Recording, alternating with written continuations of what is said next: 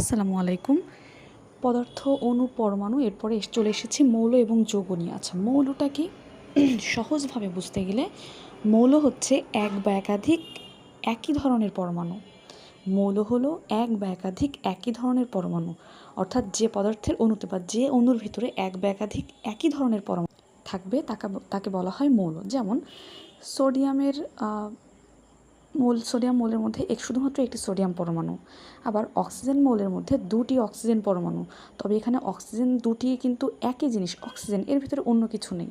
তাই এটি হচ্ছে একাধিক একই ধরনের পরমাণু থাকলো অক্সিজেনে, দুটি অক্সিজেন পরমাণু, সেজন্য এটি হচ্ছে মৌলের উদাহরণ। এবং যৌগ কি? যৌগ হচ্ছে মৌলের বিপরীত, অর্থাৎ একাধিক ভিন্ন ধরনের পরমাণু থাকবে, একাধিক ভিন্ন ধরনের পরমাণু থাকবে। যেমন পানিকে বলা হয় H2O, অর্থাৎ দেখা যাচ্ছে এখানে পানির ভিতরে রয়েছে দুইটি হাইড্রোজেন এবং একটি অক্সিজেন। সুতরাং পানি হচ্ছে যৌগ বা যৌগিক পদার্থ।